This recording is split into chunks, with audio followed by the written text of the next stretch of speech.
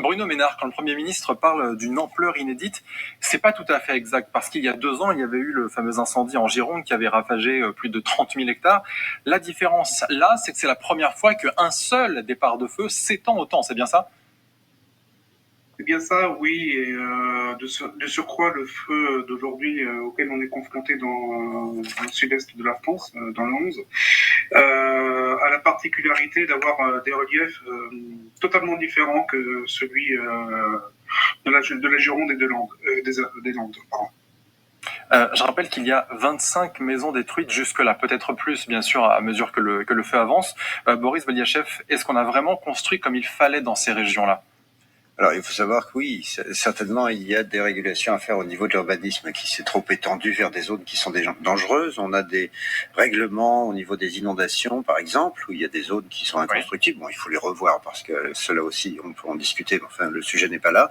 Mais c'est la même chose pour les incendies. Il faudrait avoir des règlements très sérieux qui interdisent de construire dans certaines régions qui sont à risque. Ça veut dire qu'on va devoir revoir notre copie parce qu'en fait, ce qui était valable il y a 30 ans ou 40 ans n'est plus valable aujourd'hui, c'est ça? Bien sûr, puisqu'avec le réchauffement climatique, on le voit, on est dans une région en plus, comme ça a été dit, qui est particulièrement touchée par ce genre de risque, puisqu'elle est exposée à ce genre de risque, on l'a vu avec le vent, l'OTAN, qui lui est un vent plus humide, donc qui protège un peu contre les départs de feu. Mais une fois que le feu est parti, c'est quand même un vent qui va attiser le feu. Et puis il y a la tramontane qui, elle, est très violente et sèche en plus, et qui dessèche le territoire et qui risque de faire partir les feux très rapidement. Alors la comparaison que vous avez faite avec le littoral, elle est d'autant plus intéressante que dans certaines zones côtières aujourd'hui, on ne peut plus construire. Est-ce que dans ces zones-là du sud de la France, on va arriver à des zones quasiment inhabitables de fait parce que c'est compliqué de les défendre des flammes? Alors c'est pour ça, je vois notre Premier ministre est allé sur place, c'est très bien, c'est son rôle. Hein, et de toute façon, il est normal que des représentants de l'État aillent sur place dès qu'il y a une catastrophe comme ça. Mais certes, c'est un incendie inédit, mais qui n'était pas imprévisible. Ouais. Ça fait longtemps qu'on sait que ces régions-là vont être de plus en plus touchées par ce genre de risque. Donc en France, on a un système, c'est vrai, qui est basé sur c'est pas seulement au niveau des incendies, au niveau des inondations, au niveau de tas d'autres risques, c'est pareil, qui depuis les années 80, quand ça a été créé, qui est un système basé sur de la solidarité, certes, puisqu'on paye tous nos assurances pour les catastrophes de ce type-là, mais c'est un système de réparation tardive. C'est qu'on attend que la catastrophe arrive pour intervenir.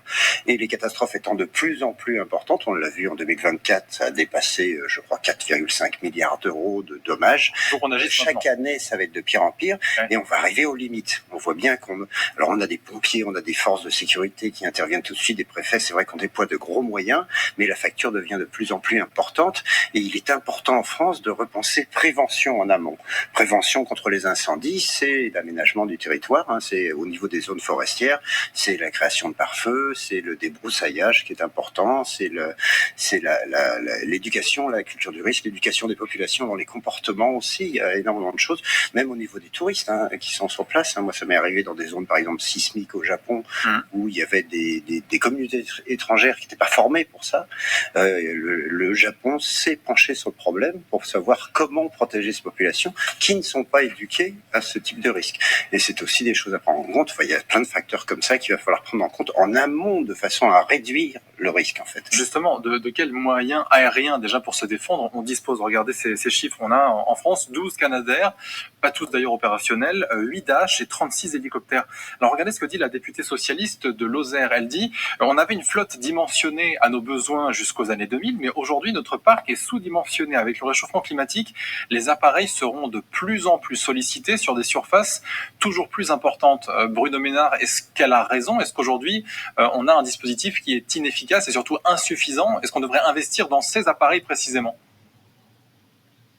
C'est malheureusement inévitable. Comme vous l'avez dit à l'instant, la France est soumise de plus en plus à des feux et à des feux d'ampleur importante, ce qu'on peut appeler méga-feux.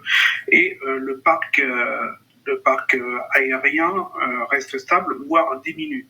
Donc mathématiquement, on doit investir en masse, en moyens matériels, mais également en moyens humains. Merci beaucoup Bruno Ménard d'avoir été en direct avec nous ce matin sur LCI. Merci également à Boris Beliachev. On vous retrouvera à 7h justement pour continuer d'analyser ces feux et leur progression actuellement dans le département de l'Aude.